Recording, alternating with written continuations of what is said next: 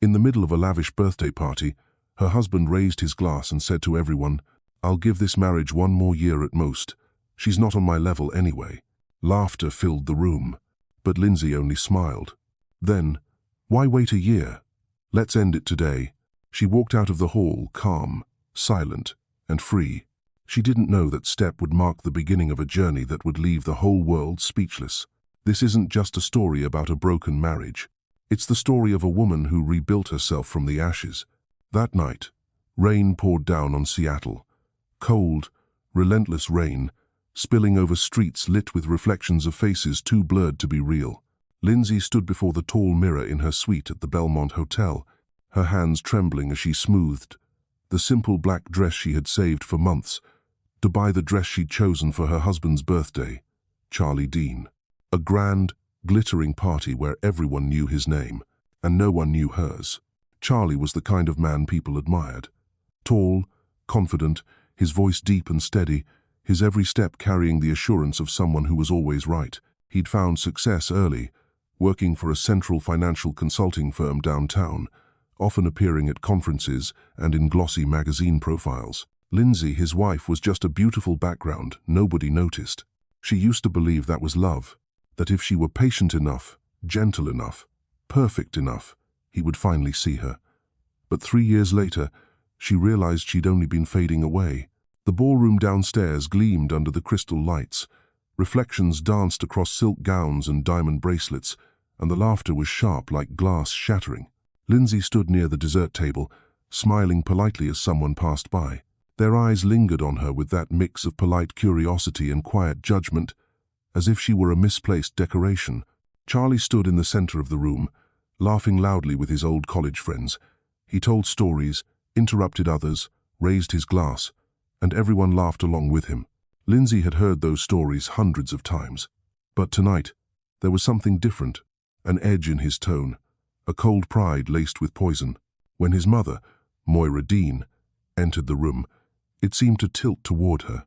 She wore an emerald dress, a champagne glass in hand, her smile as sharp as a blade.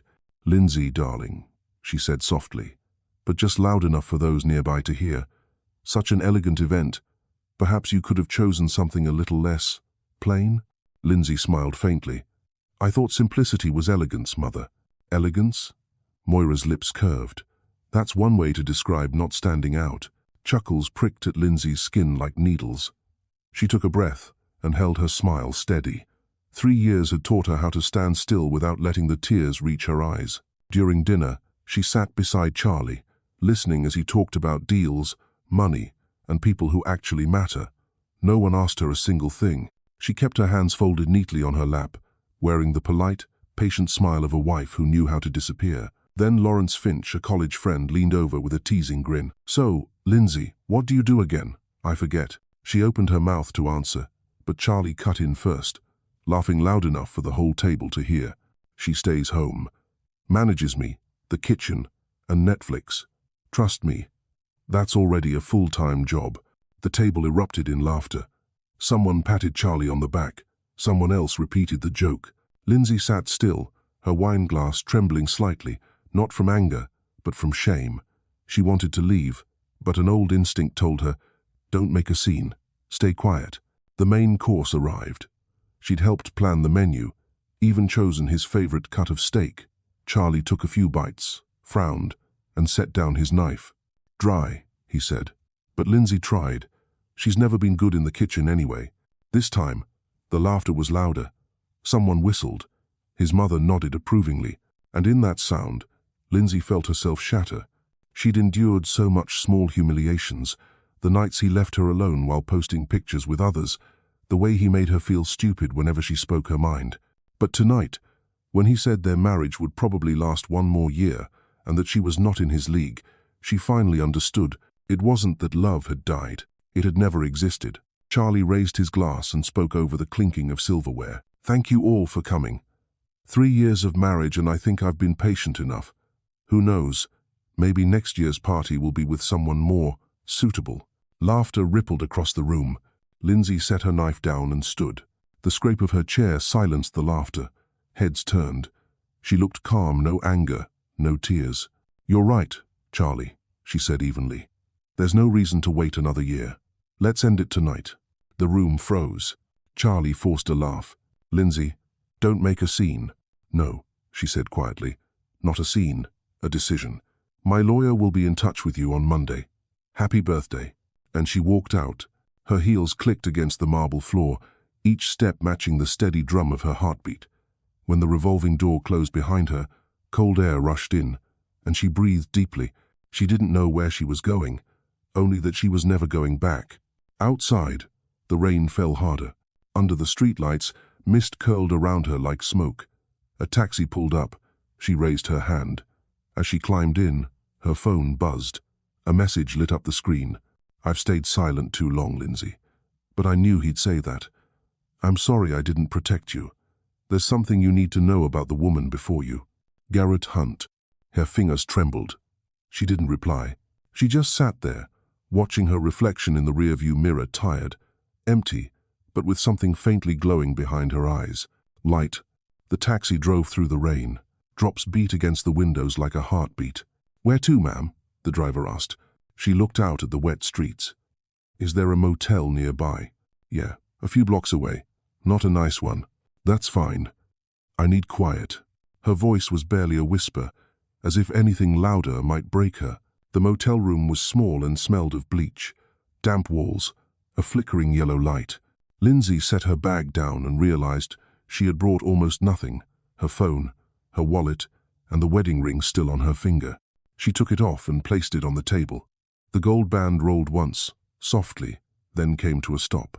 3 years she'd lived in a house where every word was corrected, every decision dismissed. She used to think patience could fix it, that kindness could change him. But patience doesn't turn cruelty into love. It only wears you down. Her phone buzzed again. Garrett, I shouldn't text again, but you need to know. There was another woman, Sienna Worth. He did the same thing to her. I can't stay silent anymore. Lindsay stared at the name. Sienna Worth. A stranger's name that somehow hurt to read. She sat on the bed, gazing out the rain-streaked window. Seattle wept beneath the streetlights. She wondered if that other woman had felt this same hollow silence, the stillness between two breaths, when you know your life has just changed direction. Lindsay picked up her phone and typed 3 words. Tomorrow, tell me. She set it down, undressed, threw on a thin robe, and stepped into the shower. Cold water ran over her shoulders, washing away the makeup, the fear, the pretense. In the fogged mirror, she saw her reflection, pale, exhausted, but no longer numb. There was something new there, like a shard of truth uncovered beneath years of dust. She sat on the shower floor, water pouring around her, drowning out every voice in her head. This may be what beginning again felt like. When she stepped out, towel around her shoulders, the ring still glimmered faintly under the lamp. She picked it up, opened the window, and threw it into the rain. A slight sound, but inside her, it echoed like a bell of freedom. That night, lying on the worn motel bed, listening to the rain beat against the roof, Lindsay didn't cry. Her tears had long since dried.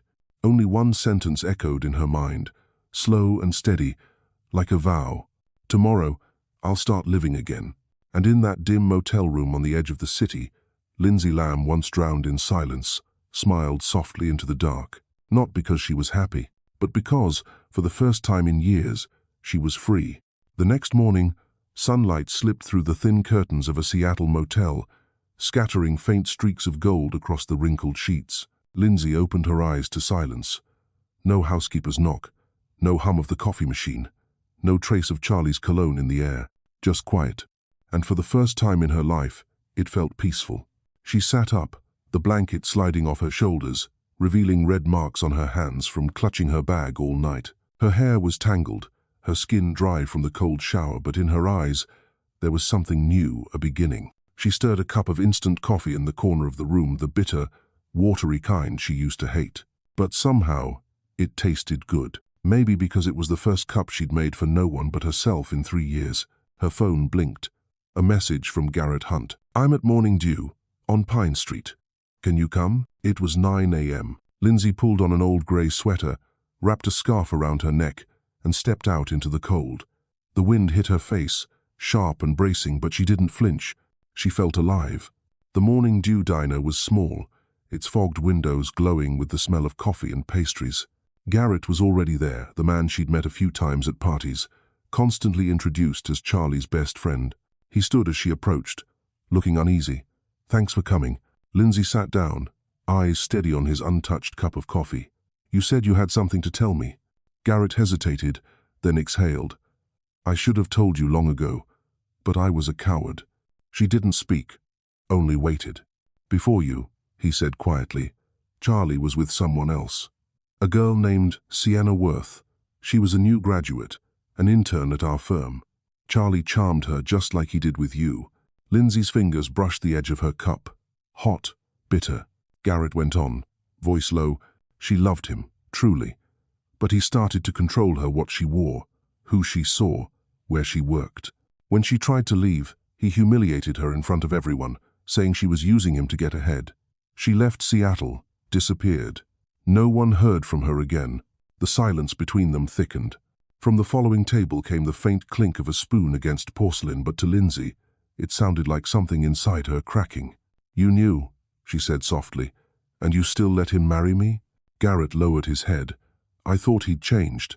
He said you made him different. I wanted to believe that. I was wrong." Lindsay turned toward the window. Outside, a fine rain was falling again.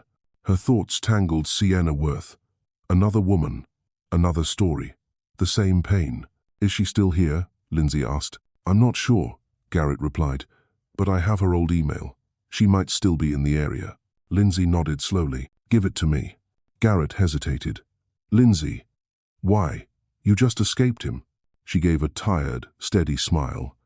"Because I don't want just to escape. I want to understand." He scribbled something on a napkin and slid it across the table. "Sienna Worth, 742 Capitol Hill, apartment Colma C." As Lindsay folded the paper, Garrett said quietly, "She's strong, but Charlie broke her trust in everyone. Maybe you're the only one she'll believe." Lindsay thanked him and left. Outside, the rain still fell, but this time, it didn't feel cold. It felt like it was washing something clean. Apartment 3C was in an old red brick building on Capitol Hill. After 3 knocks, the door opened. A woman stood there, brown hair slightly tousled, eyes wide in surprise. "You're Lindsay." "Lindsay Lamb. I was married to Charlie Dean." Sienna froze, hand gripping the doorframe. 1 second. 2. Then she stepped back and opened the door. "Come in." The apartment was small but warm, scented with the aroma of mint tea. A guitar leaned against the wall, unfinished paintings stacked nearby. Sienna poured tea and pushed a cup toward Lindsay. "I've heard about you. I didn't think you'd ever come." Lindsay met her gaze, the gaze of someone who had once known Charlie Dean far too well. "I didn't think I would either. But I need to understand what happened." Sienna leaned back, a faint, bitter smile touching her lips. "What happened?" she echoed softly. "I met him when I was 23. He was the first man who ever called me smart, and the one who made me believe I was worthless." Her voice trembled like wind through leaves. "He never yelled, never hit. He just spoke. Words that made you question everything about yourself." Lindsay said nothing, but each word sliced through her like a mirror. She remembered Charlie's lines. "You're too sensitive. You overthink everything. No one likes women like you." Now she saw they weren't slips of cruelty. They were tactics, a system built to make her small. "Did he ever apologize?" Lindsay asked. Sienna gave a hollow laugh. "Many times, but never for real. Just enough to keep me from leaving. When I finally did, he called me ungrateful. I moved away, changed numbers. It took 2 years before I could trust anyone again." Then her eyes softened. "And you, Lindsay, did you leave him?" "Yes." Lindsay's voice was almost a whisper. "Last night." Sienna stilled, then suddenly crossed the room and pulled her into a hug. A long, silent embrace between 2 women who didn't need to explain their pain. Outside, rain tapped gently against the window. "What will you do now?" Sienna asked. Lindsay exhaled. "I don't know. Maybe go back to school, find a job, start over, live for myself this time." "You will," Sienna said with a genuine smile. "Once you survive someone like Charlie Dean, nothing else can destroy you." They talked for hours about small things, favorite songs, meals they used to cook but weren't allowed to, the way they faked smiles at fancy parties. Each story peeled away another layer of the past. By dusk, they were both smiling. For the first time, Lindsay's smile was genuine. Before she left, Sienna handed her a notebook. "I used to write whenever I thought I'd fall apart. I don't need it anymore. Maybe you will." On the first page, in delicate handwriting, it read, "No one is defined by the person who once broke them." Lindsay held the notebook tightly. Outside, the rain had stopped. Pale sunlight filtered through the clouds. On her way back to the motel, she opened her phone and searched for jobs. A small restaurant needed a part-time server. She applied. A consulting firm was hiring an admin assistant. She applied again. She didn't know if anyone would call back, but pressing send twice felt like opening a door. That night, she placed Sienna's notebook on the table, opened it to a blank page, and wrote, "Day 1, I'm starting to live again." Then she set down her pen and looked out the window. The city shimmered through the fog, headlights trailing like ribbons of light. Starting over didn't need to be dramatic. It could have meant daring to send one email and daring to step out of the dark. Lindsay smiled softly, leaning against the wall, whispering into the quiet night, her voice mingling with the gentle sound of rain. "Thank you, Sienna. Thank you for existing before me, so I'd know I wasn't the only one who survived." And in that small motel room, beneath Seattle's misty sky, two women, one from the past, one from the present, seemed to breathe in unison, the rhythm of freedom. In the days after leaving the Belmont Hotel, Lindsay lived like someone learning to breathe again. Every morning, she woke early, brewed coffee in a chipped porcelain mug, and watched the rain fall through the window of her small motel room. No more late-night calls, no more snide remarks over dinner, only the sound of rain and her own heartbeat. On the third morning, her phone rang. A gentle female voice spoke. "Hello, this is Meridian Strategy Group. You applied for the administrative assistant position, correct? Could you come in for an interview this Thursday?" Lindsay stared at the trembling curtain. For a moment, she thought she'd misheard. "Yes," she said finally. "I can come." When she hung up, she sat still for a long time. Part of her was afraid of rejection, of ridicule, but another part, small yet fierce, whispered, "Go. Even if it's just to prove you can still try, it's worth it." The interview took place in a sleek glass tower in downtown Seattle. Lindsay wore an old white blouse, black trousers, and scuffed heels. In the waiting room, other women sat with polished laptops, tailored suits, and perfume that smelled expensive. She glanced down at her own hands' bare nails, cracked skin, but this time she didn't feel ashamed. She felt real. Her interviewer, Carla Jensen, was the head of administration, a short-haired woman with sharp eyes and a warm presence. Carla's questions came quickly, precisely. Lindsay answered with honesty, no embellishments, no self-pity. She spoke about her past managing records for a small firm before her marriage, her unfinished studies, and her current effort to rebuild herself. Carla studied her for a long moment, then smiled. "We need someone observant, someone who works quietly. I think you'll fit. Can you start Monday?" Lindsay blinked. "This Monday?" "Yes. You'll be supporting the data analysis team. No technical skills required, just attention to detail." When Lindsay stepped out of the building, the rain was still falling, but it no longer felt cold. Each drop touched her skin warmly, like a promise. She stood on the sidewalk, breathing deeply as if inhaling a new beginning. On her first day at Meridian, Lindsay carried a small lunchbox, an old pen, and Sienna's notebook. On the first page, she wrote, "Day 1. I walk into a place where no one knows my past." Meridian wasn't a large company, but its atmosphere was unlike any she'd known. No judging glances, no hidden competition. Everyone was busy, yet kind. Carla assigned her to review client data sheets, a monotonous job, but Lindsay found joy in it. She liked the quiet rhythm, the feeling of being useful, even in small ways. A week passed. Then 2. Every morning, she arrived early, worked steadily. No one mocked her, no one dismissed her. One day, she spotted a discrepancy in a campaign cost report, an error worth several $1,000s. Nervously, she went to Carla. "Are you sure?" Carla asked. "That report's already been sent to the client." "I'm not sure," Lindsay said, "but I can check." 3 hours later, the numbers proved her right. Carla called a team meeting and presented the correction. The senior manager thanked Lindsay in front of the entire group.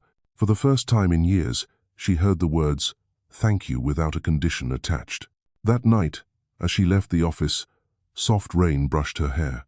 She looked up at the grey Seattle sky and smiled. She remembered Sienna's words, "Once you survive someone like Charlie, nothing can destroy you anymore." She believed that now. That evening, she wrote in the notebook, Day 22. I fixed a $12,000 error. For the first time, I feel instrumental.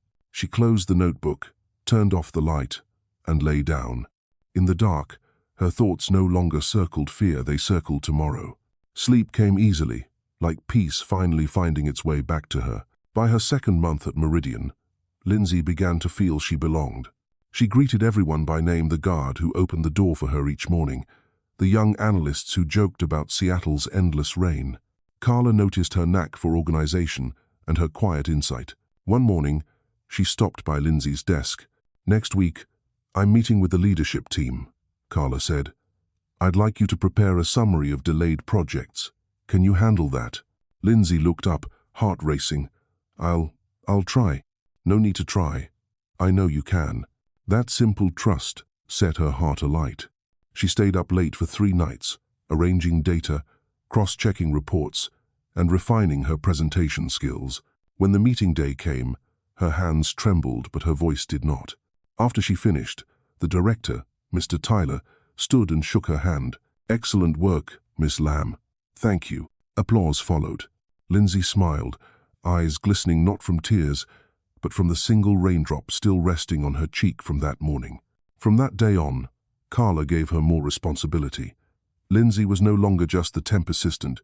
She had a voice. She was invited to team meetings, even strategy sessions, the kind of rooms she once thought she'd never belong in.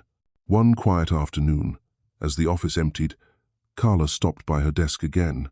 "Next month there's a regional conference on workplace culture reform," she said. "You should apply. You have a perspective most people don't." Lindsay blinked. "A conference? I'm just a small employee." "We've all been small," Carla said gently. "But you've lived through what breaks others. Speak. Someone out there might need your story." That night, Lindsay opened a fresh page in the notebook. Day 78. Carla thinks I should share my story. I'm not ready, but maybe I will be. The next morning, she submitted her registration, not for recognition but to tell the truth, to speak about what people rarely name: emotional abuse, manipulation, and the quiet power of rebuilding yourself. The day of the conference arrived. Lindsay wore a pale blue dress, her hair neatly tied back, and simple shoes. In a large hall in Portland, hundreds of people filled the seats. When the host called her name, Lindsay walked to the stage. Her heart pounded so hard she thought her voice might break. But then she remembered the rainy nights, the motel room, Sienna's note, "No one is defined by the person who once broke them." She lifted her head and began, slowly, clearly. "I once worked in an environment where cruelty was rewarded. I thought silence meant safety. But I learned, when we stay silent, we help cruelty survive." The room went utterly still. Her voice trembled, but her eyes shone. "I'm not here because I'm stronger than anyone. I'm here because I fell and learned how to stand again. Sometimes, surviving means believing you deserve a better life." When she finished, applause thundered through the hall. Lindsay bowed, tears spilling freely, not from sadness, but from the sound of the world finally answering her. At the back of the room, a man with silver-streaked hair watched her quietly, a faint smile on his face. Harrison Vale, CEO of Vale Enterprises, known for his talks on compassionate leadership. She didn't know yet that his gaze, steady and kind, would open the next chapter of her story. The crowd had thinned, but Lindsay remained on the stage, gathering the papers in her trembling hands. Her heart was still pounding, her body lagging behind the swell of emotions. The past 30 minutes, the first time she had ever spoken before hundreds of people, felt like a dream. She couldn't recall every word she'd said, only the final applause, like rain falling into a parched heart. A staff member approached her. "Miss Lamb, someone would like to meet you." Lindsay turned and saw a man walking toward her, tall, composed, wearing a tailored grey suit and the calm expression of someone who had weathered many storms. "Hello," he said, his voice low and warm. "I'm Harrison Vale. I just listened to your talk, and honestly, It was the most truthful thing I've ever heard at a conference like this. Lindsay hesitated. The name sounded familiar. He was the founder of Vale Enterprises, the company known nationwide for its human-centered philosophy. "Thank you," she said softly. "I just shared my experience." Harrison smiled faintly. "That just kept the entire room silent for 40 minutes, you know." He handed her a business card. "If you have time, I'd love to invite you to dinner. Not a romantic invitation, don't worry," he added with a gentle grin. "Just a conversation between two people who care about the human side of work." Lindsay looked down at the embossed card. Harrison Vale, CEO, Vale Enterprises. Her hand trembled. It had been so long since anyone wanted to listen, not out of pity, but because her thoughts mattered. "All right," she said, her voice steady. "When?" "Tomorrow. I'll send a car for you. We'll dine at Meriton House, it's quiet, good for talking." When he left, Lindsay stood still, the card clutched in her hand. Inside her rose a strange feeling, not the flutter of anticipation, but an instinct that this meeting might change the course of her life. The next evening, a black car stopped outside her apartment. "Miss Lamb?" the driver asked politely. "Mr. Vale is waiting at Meriton." Lindsay wore a simple navy dress, low-heeled shoes, and her hair tied loosely behind her. She looked in the mirror before leaving, not polished, not pretending, just herself, and for the first time, that felt enough. Meriton House sat by the river, its windows glowing with soft amber light. Harrison stood when she entered. "Thank you for coming," he said, pulling out her chair, courteous, not performative. Dinner was unlike any she'd ever had. Harrison asked about her work at Meridian, about how she'd caught the system error, about her belief in listening to the quietest voices. He didn't ask about her past. He didn't pity her. He listened. Lindsay found herself speaking more than she expected about how every workplace carried invisible cracks, about the exhaustion people hid behind polite smiles. Harrison nodded thoughtfully, jotting down a few notes on his phone. "You have a rare perspective," he said finally. "We're restructuring Vale Enterprises. I see problems, but from the inside, it's hard to see clearly. I need someone like you, someone unafraid to speak the truth, even when it hurts." "Me?" she asked, stunned. "Exactly.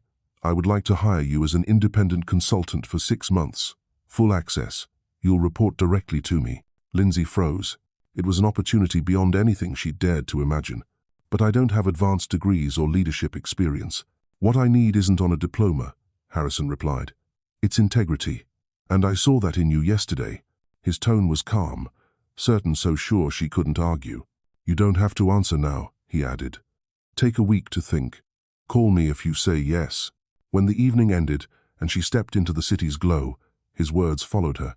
"Sometimes, those who have fallen the hardest are the ones who know best how to stand up, and they can teach the world how it's done." Lindsay stayed silent on the ride home, the phrase echoing in her chest like a distant drum. Those who have fallen know how to rise. That night, she opened Sienna's notebook and wrote, "Day 103. Someone saw me not out of pity, but out of belief. I've never known what that feels like before." A week later, she called. "Mr. Vale, I've thought about it. I want to accept."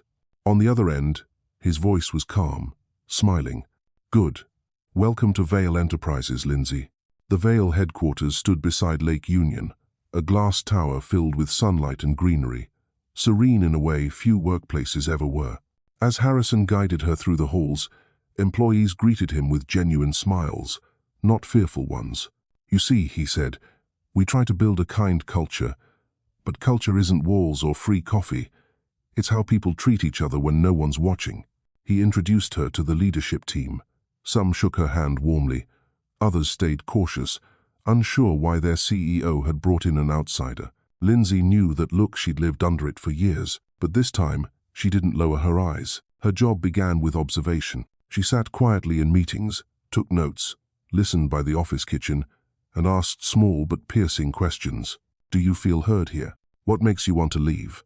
Within 2 weeks, she'd uncovered what others couldn't see: tensions between departments, a manager exploiting staff, projects stalled because no one dared challenge authority. She compiled everything into a 20-page report and handed it to Harrison. He read it in silence, then looked up, his gaze deep as water. "No one on my leadership team has ever told me these things," he said. "Thank you. This is the truth I needed." That night, when Lindsay stepped out of the building, The wind from the lake whipped through her hair. She stood on the bridge, watching the waves break against the shore. She thought of the woman she'd been 3 months earlier, the one trembling as she left the Belmont Hotel, thinking her life was over. Now she was advising one of Seattle's most respected companies, not by luck, but because she dared to rise. That evening, Harrison called. "May I take you to dinner?" "You don't have to." "I know," he said, "but I'd like to." They met again, this time at a small lakeside cafe. No fine dining, just a wooden table, soft yellow light, and the wind rippling over the water. Harrison shared stories of his early years, including the time he slept in his car while starting his business. Lindsay spoke of her nights at the motel, of Sienna, of the notebook that had carried her through. When she finished, he was silent for a long time. "You know," Harrison said quietly, "I lost my wife years ago. A part of me froze then. But hearing you, I need to relearn how to believe in good things." Lindsay didn't answer. They sat, watching the waves shimmer under the lights. No confessions, no touch. Just two people, once broken, listening to each other's quiet hearts. Before parting, Harrison said, "Lindsay, you have no idea. The way you live, the way you speak, it reminds people that kindness still exists. Thank you for not letting the darkness kill your light." As he disappeared into the mist, Lindsay stood there, watching his figure fade. She understood that something was forming between them, slow, calm, unhurried, a beginning of a beginning. That night, back in her apartment, she opened the notebook and wrote, "Day 143. Some people don't enter our lives to save us, but to show us we've already saved ourselves." Outside, the wind brushed the windows, and waves lapped softly against the shore. And Lindsay Lamb knew this time. The tide wouldn't pull her under. It was lifting her higher. Spring came to Seattle slowly, softly. The endless rain eased, and the cherry blossoms around Lake Union began to bloom. Lindsay had been with Vail Enterprises for nearly 3 months. She was no longer the temporary consultant. Harrison had officially appointed her as Director of Corporate Culture Projects, a title she never imagined she would hold. From the woman who once trembled as she sent out job applications in a cafe, she now had her own office, small, but with a window facing the lake. On her desk sat Sienna's notebook and a photo frame of her and her new team, all smiling. The change came naturally, not because she tried to prove herself, but because she worked with her whole heart. She listened to every employee, proposed small shifts, and created morning circles, a simple ritual where everyone shared how they felt before starting the day. Harrison attended the very first one, sitting quietly in the back. When everyone had spoken about their stress, their joy, their fears, he finally said, "If there's one thing I've learned from Lindsay, it's that when we listen long enough, people dare to tell the truth." That morning, Lindsay almost cried, not from pride, but from the quiet realization that she was helping change something, no matter how small, in the world. Work was complete, but never heavy. In the evenings, after the office had emptied, she often stayed late, soft jazz playing as she reviewed project plans. Sometimes, Harrison would stop by not to check on her, but to ask, "Have you had dinner?" When she shook her head, he'd smile. "Then let me fix that. There's a little Italian place around the corner." Those dinners became a habit. They spoke about workplace culture, how people unintentionally hurt each other, and the hard lessons they had both learned. Lindsay began to see in Harrison a rare kind of peace, not a burning flame, but a warm light, steady through the rain. One night, walking by the lake after a long meeting, Harrison asked, "Have you ever thought about writing your story?" "You mean a memoir?" "Not exactly," he said. "I think you should share it, but from the voice of someone who's healed, not someone still trapped inside it." Lindsay smiled faintly. "I wouldn't know where to begin." "Begin at the moment you thought it was the end." She looked at him then, and in the reflection of the streetlights on the water, his eyes seemed deep, touched by time, yet still carrying a quiet light. "You speak like someone who's lived it," she said softly. Harrison nodded. "I lost my wife in an accident. For 3 years, I thought I'd forgotten how to care, but then I met you and realized kindness still exists." Lindsay said nothing. She understood that kind of loss the way it erases faith, makes love feel like a scar. She reached out and touched his hand. He closed his fingers around hers, gently, not to claim her, but to say, "I'm here." They sat on a bench by the lake, neither speaking. The waves whispered against the shore, the wind rustled the trees, and in that stillness, two once-broken souls learned to trust the light again. The next morning, Lindsay arrived at work early.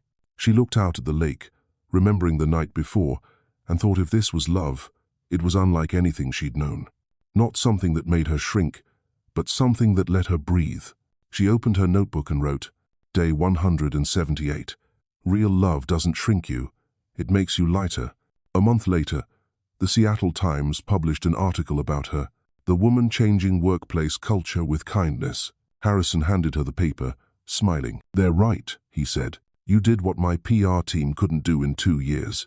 Soon, Vail Enterprises became known not just for its performance, but for something new, a culture of healing. People wrote about the morning circles, the listen first, decide later initiative, and the new company motto Lindsay had coined, We build people, not machines. Somewhere across town, Charlie Dean read that same article. A friend had sent him the link. In the photo, Lindsay stood at the center of an open office, confident, radiant. For a moment, he didn't recognize her. He threw the paper down, but his hands were shaking. His engagement to Belle, the better match he once boasted about, had recently ended. Not because of Lindsay, but because of the emptiness inside him. And as he stared at that photo, he wasn't angry. He was afraid. Because she had done what he never could.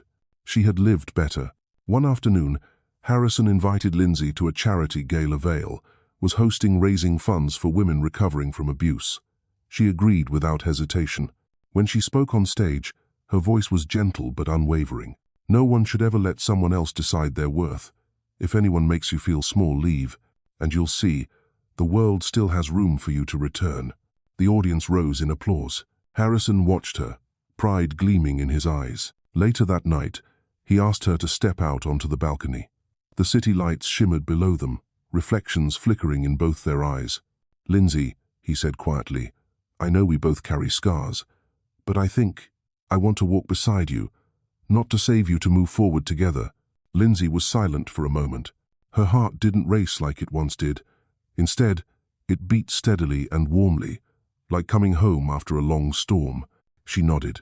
I want that too. Harrison smiled and stepped closer. When their lips met, there were no fireworks, no music, just the warmth of two souls once shattered, now whole again in quiet trust. After the kiss, Lindsay whispered, her voice trembling slightly, I thought I'd never love again. Maybe you just hadn't been loved the right way yet, he said softly. She looked at him then, and understood this wasn't cinematic love. This was grown-up love, love without promises of forever, yet full of truth, a love that was no longer a wound. That night, Lindsay stood by her window, breathing in the cold Seattle air. Far across the lake, the moonlight rippled on the water, calm, steady, peaceful, like her heart now. She opened her notebook and wrote, Day 200. I'm not afraid to love anymore, because this time, love means being at peace with myself. June in Seattle shone brighter than usual. Summer arrived early, sunlight shimmering across Lake Union like 1,000 tiny mirrors. For Lindsay, every day now felt like a new chapter, peaceful, busy, full of meaning. Vail Enterprises was entering its next phase of growth. Together with Harrison, she led the Rebuild Culture initiative across their branches. The media hailed Vail as a symbol of humanity in the modern business world. That morning, as Lindsay prepared slides for an upcoming meeting, Carla entered with a formal letter in hand. Lindsay, there's a charity gala tonight at the Grand Marriott. The Business Council invited Vail to attend. Harrison wants you to represent the company and give the speech. May? Lindsay blinked. Yes. He said no one fits the message better than you. She smiled and nodded. But when she looked down at the invitation, her breath caught. Co-organizer, Dean Financial Group. The name struck like a cold wind across an old scar. Charlie Dean. She stared at the words for a long moment. The memories came flooding back: the birthday party, the bright lights, the humiliation, the cruel laughter. But then she exhaled slowly. It's been 3 years, she thought, and I'm not that woman anymore. That evening, Lindsay wore a simple white dress. Harrison couldn't attend, he had meetings in Portland, but he called before she left. If anything feels uncomfortable, remember you owe no one anything. You can walk away at any time. She smiled. I know, but maybe I should stay to close the last chapter. The Grand Marriott glowed under golden chandeliers. Luxury cars lined the drive, and valets hurried back and forth. Lindsay stepped in, calm and poised, her smile soft, yet certain. The first familiar face she saw was Moira Dean, still elegant, though the sharp pride in her eyes had dulled. The older woman froze, visibly startled. "Lindsay Lamb," she said quietly, before composing herself. "You're here representing Vale?" "Yes." "On behalf of Mr. Vale." Moira gave a thin smile. "Well, the world is small. Who would have thought you'd return in this role?" Lindsay didn't respond. Her serene smile seemed to unsettle the woman more than any sharp reply could. As she moved through the crowd, she felt glances follow her. Some recognized her, the ex-wife of Charlie Dean, but no one laughed now. They watched, curious and even respectful. And then she saw him. Charlie stood at the bar, dressed in black, still handsome, still confident at least on the surface. But his eyes, they were different, tired, dimmed. Their eyes met, and for a brief second, time stopped. He approached, wine glass tilting slightly in his hand. "Lindsay." "Charlie." Her tone was calm, almost cordial. "I didn't expect to see you here," he said, forcing a smile. "I heard you're working with Harrison Vale." "I am." "He treats you well." "Very well." Charlie nodded. His composure cracked slightly. "I read the article. You've really changed." "No," Lindsay said gently. "I've just become myself, something you never allowed me to be." He froze. Music swelled around them, soft and elegant, but between them hung a heavy silence. "I've changed too," he said quietly. "I'm in therapy now. I just wanted to say I'm sorry." "You don't need to," she replied. "Forgiveness isn't something I give to others.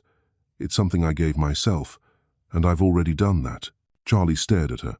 The eyes that once made her feel small now looked at her like a man squinting into light too bright to touch. "You know," he murmured, "I once thought you couldn't survive without me." "You were right," she said softly. "At first, I couldn't, but I learned to breathe without asking permission." Moira appeared beside her son, her smile thinning. "Lindsay, you look healthier than before." "Thank you," Lindsay said kindly. "It's good that you finally noticed." Color drained from Moira's face. Lindsay smiled, lifted her glass, and tapped it gently against Charlie's. "Have a good year, Charlie. I mean that." And she walked away. On stage, the host announced, "Please welcome the representative of Vale Enterprises, Mrs. Lindsay Lamb, to share her thoughts on rebuilding organizational culture." The spotlight fell on her face. Lindsay drew a slow breath and began, voice calm and clear. "Not long ago, I worked in a place where kindness was seen as weakness and voices were easily dismissed. But today, I stand here to say no company and no person is too broken to be rebuilt." The room went silent. "The most important thing I've learned," she continued, "is this: when you begin to listen, you'll witness miracles. And when you start believing that you deserve to be heard, you'll start changing your own world." Applause thundered through the hall. Charlie sat among the crowd, eyes fixed on her. He realized that every word was a quiet verdict. No hate, no vengeance, just truth. And truth was heavier than any punishment. As Lindsay stepped off stage, a woman approached, tall, brown-haired, with a gentle smile. "Excuse me, are you Lindsay Lamb?" "Yes." "I'm Ruth Williams, from the Dean Foundation. I just wanted to say, your words moved me deeply. I work with survivors of trauma, and what you said, thank you." Lindsay shook her hand. Ruth's eyes were kind, steady. Across the room, Charlie watched them, and somehow he understood Ruth was someone like Lindsay once was, but perhaps she'd be the one to help him find his way back. Later, as Lindsay crossed the marble hall, Charlie approached one last time. His voice was low, raw. "Thank you for not hating me." "I don't need to hate you," she said softly, "because you no longer carry enough weight in my life to make me feel anything." It wasn't cruel. It was simply the truth after the rain. Charlie lowered his head. The chandelier light glinted off his tearful eyes. He knew it was over not their marriage, but the power he once had over her. Outside, the Seattle night was cool and crisp. Harrison waited by the car. When she approached, he smiled and opened the door. "All good?" "All good. I saw him. And there's nothing left to say." Harrison nodded, asking nothing more. He just took her hand gently. As they drove through the city, lights rippled across the lake. Lindsay watched the reflections and murmured, half to herself, I used to think closure meant forgetting, but it's not. It's looking straight at the past and realizing you no longer tremble. Harrison squeezed her hand. You just did something most people never dare to. No, she smiled. I just did what I should have done long ago. Live. The car rolled slowly across the bridge. Above them, the rare Seattle stars blinked through the clouds. Lindsay leaned her head against Harrison's shoulder, her heart as light as the summer air. That night, she opened her notebook and wrote the final words before closing it. Day 251. I met the man who once destroyed me, and for the first time, I wasn't afraid. I am truly free. After that fateful night at the Grand Marriott, Charlie Dean stopped running. That evening, he came home, tossed his suit jacket over a chair, and stared into the mirror. The face was the same, but the eyes were different. Gone was the arrogance. What remained was exhaustion. For the first time, he understood why Lindsay could look him in the eye without flinching, because she no longer carried fear, and he was the one still carrying guilt. The next morning, Charlie arrived at his therapist's office an hour early. The woman, older, gentle, her voice like soft wind, looked at him over thin-rimmed glasses. You saw her, didn't you? Yes, he said quietly, and I realized. Every apology I could offer means nothing. It's too late. No, Charlie, she replied. It's only meaningless if you apologize, hoping to be forgiven. But if you do it to acknowledge and change, then it's a beginning. From that day, Charlie began to write.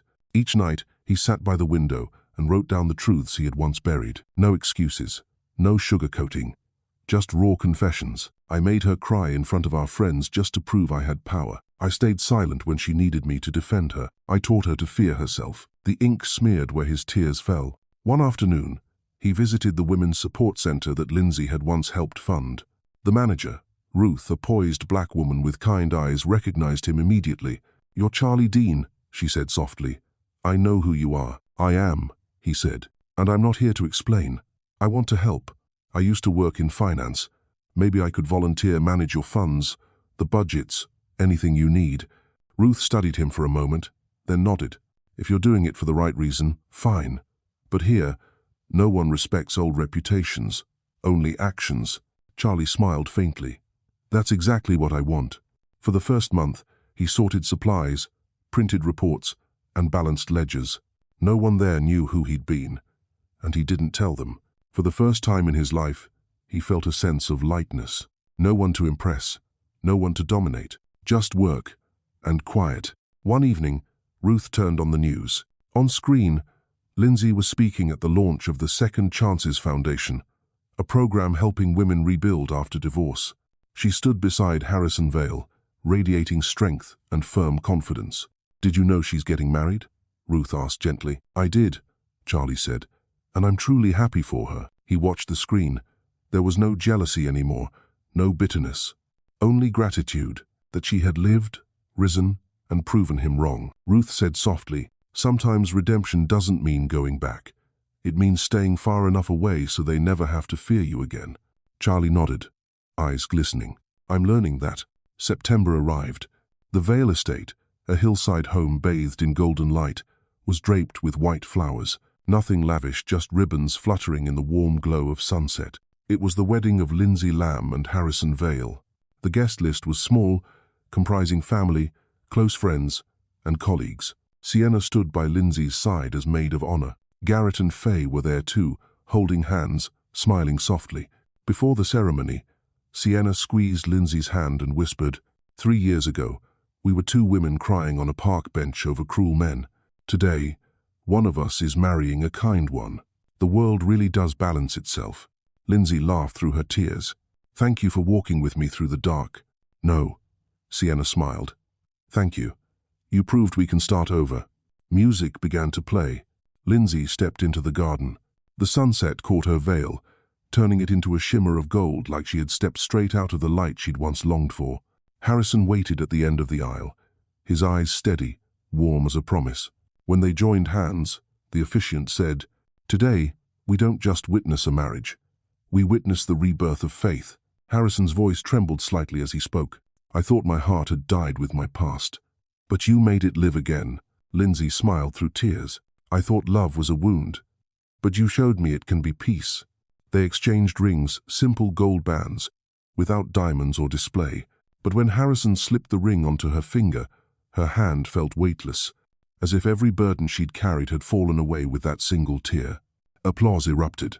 Garrett cheered, Sienna wept openly, and Harrison pulled Lindsay close, whispering, "From now on, no one gets to make you small. Not even me." As the night deepened, they danced under a violet sky. Lindsay looked toward the horizon where the sun dipped behind the hills, painting the sky in hues of orange and gold. She thought of the woman in the black dress, the one who had once walked trembling out of a hotel, carrying nothing but shame and despair, and she smiled. She made it here. Somewhere across the city, in a modest apartment, Charlie Dean stood by the window, watching the same sunset. He didn't know why his heart felt calm. Maybe redemption wasn't about being forgiven. It could be about choosing to live the rest of his life with humility. He whispered, like a quiet prayer, "Congratulations, Lindsay." That night, when the guests were gone, Lindsay sat by the candlelight and opened her old notebook, the same one that had followed her from the motel to Vale, through tears and triumph. She wrote the final entry, day 890. "I was once destroyed, but from those ashes I grew into light. I once feared love, but now I know. The right kind of love doesn't make you smaller. It makes your world wider. And most of all, forgiveness isn't for others. It's so your heart is light enough to fly." She closed the notebook, placed it beside her wedding ring, and turned to Harrison, who smiled at her in the candlelight. "All done?" he asked softly. "Yes," she whispered. "I just closed the last chapter and opened the first of the rest of your life," he said, kissing her forehead. Outside, the wind rustled through the trees, carrying the faint sound of chimes. Lindsay leaned into his shoulder, smiling, and whispered, "I'm home." 3 years after the wedding, New York City gleamed in the soft gold of morning. The skyline shimmered under sunlight that scattered across glass towers. Lindsay Vale stepped out of a taxi, coffee cup in hand, her chestnut hair catching the breeze. She looked up at the sleek new sign on the building before her. Rebuild Consulting, building better from broken. Her first headquarters. Her dream came true. Rebuild wasn't just a company, it was her legacy, the embodiment of everything she had endured and learned. It specialized in corporate culture, renewal, and organizational healing, a rare field, but one increasingly vital in modern America. Her clients weren't just companies. They were people, those hurt by toxic workplaces, by power abuse, by betrayal. People are ready to rebuild trust, both in others and in themselves. Inside the lobby, sunlight poured across the marble floor. On the main wall hung a quote she had chosen herself. "We don't fix people. We remind them they were never broken." Carla, once her boss at Meridian, was now Rebuild's managing director. Sienna led the training division, and Garrett headed legal affairs. Harrison, still CEO of Vale Enterprises, was the principal investor, though he always joked, "I only funded it, love. The empire is yours." That morning, Lindsay held the first company meeting. She stood before a room full of faces, some young, some seasoned, all marked by stories of loss and renewal. Her voice was steady, warm. "We're here because we believe in one simple truth.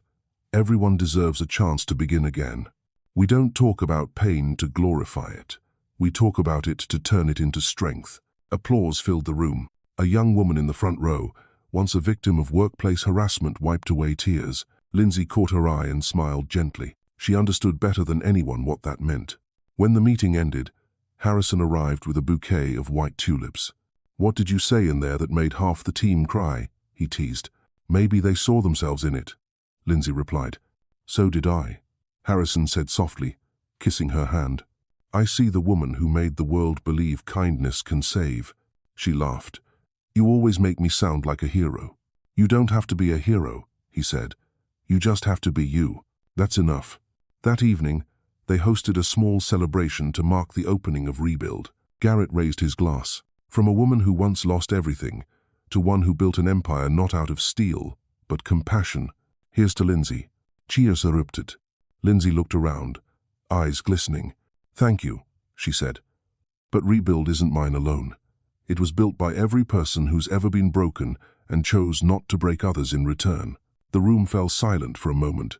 Then the applause swelled even louder. And in that moment, Lindsay felt it. She wasn't just surviving anymore. She was living fully.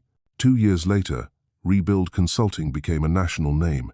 Lindsay was invited to speak at Harvard Business School, delivering a keynote titled Healing Leadership. Before 1,000 people, she stood poised and calm, her voice rich but gentle. No drama, no embellishment, just the truth, the story of a woman who fell to her lowest and climbed back up on trembling hands. She said, "A true leader isn't the strongest person in the room. It's the one brave enough to admit they were once weak. I'm not better than anyone here. I've just learned that if you've survived pain, you can use it as a compass to lead others out of the dark." When the talk ended, a young student approached, eyes red from crying. "Mrs. Vale, my mom's in a bad relationship. I'm going to send her your speech. Thank you for saying what you did." Lindsay hugged her. "Tell your mom this," she whispered. "No one is meant to live inside pain forever." That night, back in her penthouse overlooking Central Park, Harrison was waiting with 2 glasses of wine. He placed a hand on her shoulder. "You did something tonight that even you don't realize." She smiled. "What's that?" "You made people want to be kinder. And that's the only way the world ever really changes." Lindsay leaned against him. Outside, the city glowed like a constellation brought to earth. "You know," she said quietly, "I used to be afraid I'd fall back into the dark." "I know," he replied, "but now I've realized the light isn't out there somewhere. It's in me. I have to keep it alive." He squeezed her hand. "And I'll be here whenever you need a little more light." They sat together, watching New York ignite one window at a time. That night, Lindsay opened a new notebook, a twin to the old one she'd carried through every chapter of her life. On the first page, she wrote, "Day 1, rebuild. I once fell apart, but if I could choose again, I would still walk through every ruin, because from the wreckage, I found myself." A December morning in New York. The air was knife cold, the city glazed with snow. White dust gathered on rooftops around Central Park as Lindsay Vale sat in her 20th floor office at Rebuild Consulting, a steaming cup of ginger tea beside her, eyes focused on the plans for the coming year. Then, a soft knock. Carla stepped in, holding a brown envelope. "Lindsay, you've got mail. No sender's name, just a Seattle return address." Seattle, the city where everything had begun and ended. Lindsay took the envelope, feeling her heartbeat tighten. Inside was a handwritten letter. The penmanship was unmistakable. "Lindsay, you probably don't want to hear from me, but there's something I can't keep to myself. I've been volunteering at the same women's center you once supported. There's a young woman here, Alina Brooks, 25. She's just left an abusive relationship. She's pregnant, homeless, and utterly alone. I see your reflection in her, and I'm afraid that if I stay silent, I'll repeat my worst mistake, doing nothing when someone is breaking." I told her your story, but I think only you can truly help her. I'm not asking for forgiveness, only for a chance to do one right thing in my life. Charlie Dean. Lindsay stared at the letter for a long time. Outside, snow fell heavily, speckling the glass with soft white dots. Harrison entered the office and saw the letter in her hands. "What is it?" She passed it to him silently. He read it once, set it down, and said quietly, "Charlie Dean. It's been a while. He's helping a young woman," Lindsay said, "and he's asking me, what will you do?" She looked out the window, her eyes distant but calm.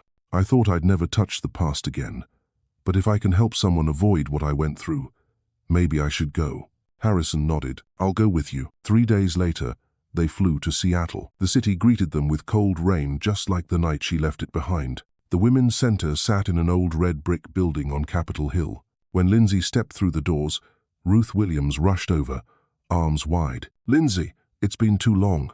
Lindsay laughed softly. "Ruth, I heard you and Charlie work together now." Ruth nodded.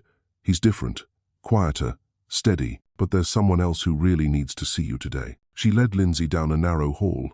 The door opened, and there he was, Charlie Dean. Thinner, streaks of grey in his hair, eyes gentler now. When he saw her, he stood, a faint tremor in his hands. "Thank you for coming," he said. "Hello, Charlie." No anger, no bitterness. Just 2 people who once broke each other now meeting as strangers who finally understood. "She's in the next room," he said quietly. "She reminds me so much of you back then, scared, lost, convinced life's over." Harrison squeezed Lindsay's hand. "I'll wait here." Lindsay nodded and stepped inside. A young woman sat curled up in a chair, her eyes swollen from crying. "Alina Brooks," she murmured when Lindsay introduced herself. Her voice was hoarse. You're the woman from that article. The one who said, "Leave before they kill your faith." Yes, Lindsay said gently. And I was just as afraid as you are now. Alina's tears spilled over. He said he loved me, but he controlled everything. My friends, my phone, even my clothes. When I told him I was pregnant, he left. I don't even know where to start. Lindsay took her hand. You don't have to know right now.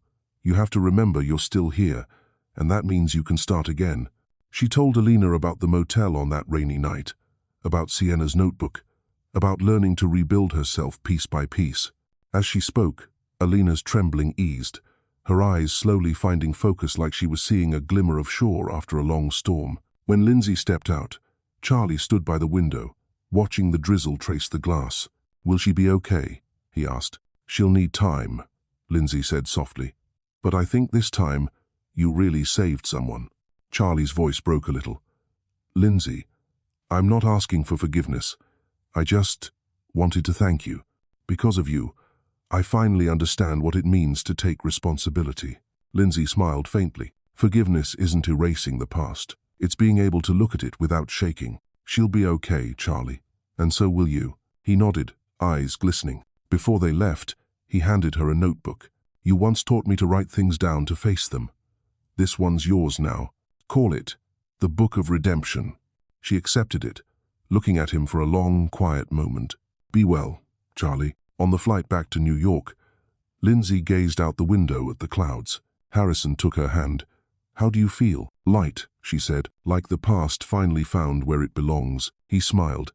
You know, I think you have the strongest heart of anyone I've ever known. She shook her head gently. No, I just fell once and decided no one else should have to fall the same way. Back at Rebuild, she opened the notebook Charlie had given her. The handwriting was shaky but sincere. I once thought control was strength. Now I see it was fear. When I hurt others, it was because I didn't know how to love myself. Thank you, Lindsay, for living well. That's the only lesson I'll never forget. She closed the book and placed it beside Sienna's on her shelf. 2 notebooks, 2 halves of a journey. One born of darkness, one of light. Together, they completed the circle of healing. That night, Lindsay wrote in her new journal, Day 1230. When the past knocked, I didn't turn away. I opened the door and welcomed it in like an old guest, because now I know no darkness is vast enough to drown the light I've built. Outside, snow continued to fall, soft and endless. Harrison came up behind her, wrapping an arm around her shoulders. See, Lindsay, he whispered, from one small motel room in Seattle, you've taught the world how to begin again. She smiled, resting her head against him. Not the world, she murmured, just one person at a time. One heart, one life. March in New York came with soft rain, not the icy, bitter kind that haunted Seattle years ago, but a warm, tender drizzle, as if even the city had learned gentleness after so many storms. Lindsay Vale sat by the window of her penthouse, a cup of mint tea in hand, watching raindrops slide down the glass and disappear. Behind her, Harrison still slept soundly, his breathing calm and steady. 10 years. A decade since the night she walked out of the Belmont Hotel. 10 years of change, of growing, of standing up and smiling again. Now, Lindsay Vale wasn't just the founder of Rebuild Consulting, the organization that had helped over 2,000 women across America rebuild their lives. She was also a writer, a speaker, and, above all, a mother. In the next room, 2 children slept peacefully, Ava and Theo Vale, 8 and 6. Ava loved to draw. Theo loved to ask questions about everything. Harrison often joked, "She's you, and he's me just 30 years younger." Lindsay would laugh every time. She had once feared love, afraid it might make her fragile again. But Harrison had taught her that the right kind of love doesn't take your strength away. It deepens it, because true love doesn't bind, it expands. That morning, she was heading to the 10th anniversary celebration of Rebuild. Sienna and Carla had arrived early to set up. Garrett and Faye were managing the press. Ruth and even Charlie had sent cards they couldn't come, but their message was sincere and straightforward. Thank you for building a place where even those who once failed can start again. Reading those words, Lindsay felt an unexpected warmth. Once, she never thought she'd hear anything good tied to the name Charlie Dean, but people could change if they genuinely wanted to. Just as she had. just as everyone who'd once broken had. At the Rebuild headquarters, employees lined the hallway, applauding as she entered. The main hall glowed under soft lights, a banner hanging across the stage. 10 years of Rebuild, from pain to purpose. Harrison sat in the front row, pride shining in his eyes. When she stepped onto the stage, the room fell silent. Her voice was calm and resonant. 10 years ago, she began, I was a woman sitting in a motel room, convinced my life was over. But today I know endings aren't about losing everything. They're simply signs that something new is ready to begin. She paused, smiling at the audience. We can't erase our past, but we can choose how to tell it. And I've chosen to tell mine with gratitude. Applause filled the room, long, standing, heartfelt. Under the stage lights, her hair glowed like gold, and in that moment, Lindsay didn't see herself as the woman who once suffered. She was herself whole, strong, peaceful. By late afternoon, the event ended. Lindsay walked out into the street. Rain was falling again, light and cool. She didn't hurry. She let it touch her face. Harrison caught up behind her, umbrella in hand. You're getting drenched again, he said, smiling. It's okay, she laughed. You know, I used to hate the rain. It always reminded me of that day. The day you left? Yeah. But now, the rain isn't sad anymore. Harrison opened the umbrella, holding it over both of them. Do you know why? Why? She asked. Because the rain never changed. You did. Lindsay looked up at the grey sky. The wind carried the scent of blossoms and the faint hum of traffic. She thought of her journey, the terrified girl in the dark, the woman who now stood in this city teaching others about hope, not because she was stronger than anyone else, but because she never gave up. At home, the children ran to her. Ava handed her a drawing, a woman standing in the rain, holding an umbrella, with the sun rising behind her. I drew you, Ava said. You told me rain isn't bad, it helps trees grow. Lindsay froze for a second, then knelt, pulling her daughter into her arms. You're right, sweetheart. The rain isn't bad. It helped me grow, too. That night, after the kids were asleep, she sat by the window again, opening a new journal, her third one. Its pale blue cover read, The Sun After Rain, and she wrote, Day 3650. I once stepped out of a dark room on trembling legs. Now I walk through the rain with a steady heart. Life never took anything from me. It just taught me how to love it all, even the storms. She closed the notebook. Harrison came up behind her, wrapping his arms around her shoulders, resting his chin on her neck. All done writing? Yes, she smiled. The last page, what will you call it? She looked out at the city blurred by soft rain. The day the rain wasn't sad anymore. Harrison kissed her cheek. Beautiful. It's not the title that's beautiful, she whispered. It's that for the first time in my life I really believe it. Outside, the rain fell gently over the rooftops of New York. Not cold, not grey, not frightening. Just rain, the quiet breath of the earth, a memory that no longer hurts, only a reminder of how far she had come. She once walked out of a room full of laughter, in tears. 10 years later, she stood on a stage and brought tears to the eyes of 1,000 people with hope. Lindsay Vale proved one simple truth. We can't control how others hurt us, but we can choose how we rise afterward. If this story touched you, leave a like, a comment, and subscribe to hear more journeys of healing. Because sometimes, all it takes is one story to bring someone back to the light.